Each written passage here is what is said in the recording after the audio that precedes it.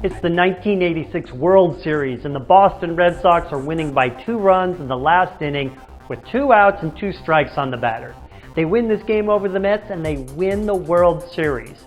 Bill Buckner, the first baseman, has a very easy slow ground ball hit to him that goes through his legs and goes down as one of the worst chokes of all time. The Mets rally and go on to win the World Series. Or how about John McEnroe's choke when in the 1984 French Open he lost to Yvonne Lendl? After leading 2-0 and not having lost a match all year, McEnroe only needed 1 more set to win the Grand Slam title. In the 3rd set, his famous temper tantrum was ignited by a cameraman who was too noisy for him. Right after that, his game fell apart and Lendl won the next 3 to deny McEnroe the win. Choking.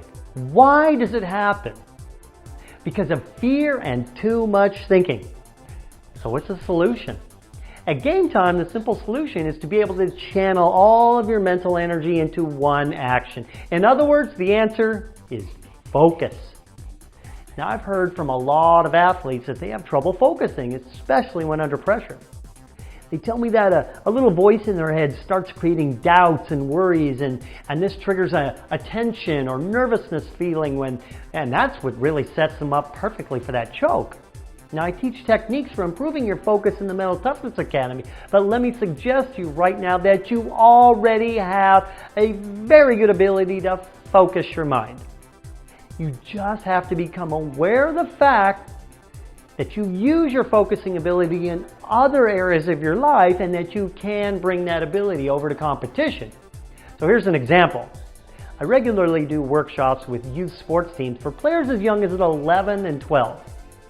At one particular wrestling team talk, I asked the boys if they had any trouble focusing before and during their match, and they all raised their hands. I then asked them, so who plays video games? And most of them also raised their hand again, right? I then asked, so how long do you need to focus for a wrestling match? About 5 minutes was the consensus answer.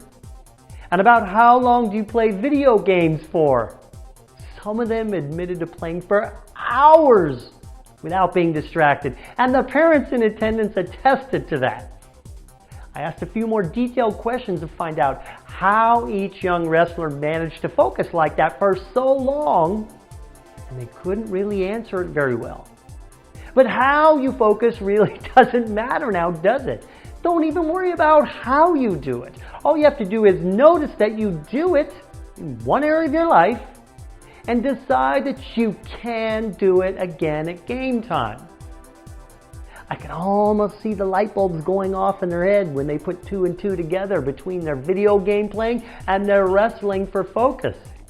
Now here's the really great news. You really only need that focus ability for a very short time when under pressure to avoid that choking. You don't need to focus for an hour like when you play a video game, so this should be really easy, right? And it gets even better. You can practice recalling your focus ability in many areas of your daily life. Just notice how you do it and your thinking when you do focus. Parents, this works the same as focusing at work at times, right? So do you focus when you're watching your favorite TV show? Do you focus when you're playing on Facebook and writing to somebody? Do you focus when reading a really good book you like?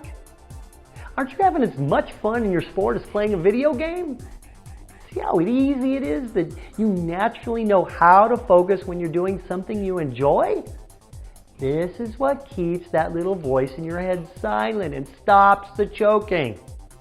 See, if Buckner had just called on that super focusing ability he had used countless times to field those easy ground balls, or if McEnroe had kept his focus when he was up 2-0, then neither one of them would have choked like they did.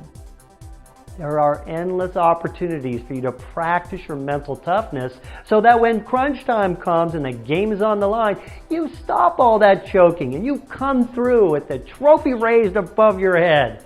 I'm Craig Sigl, your mental toughness trainer. Let's do this.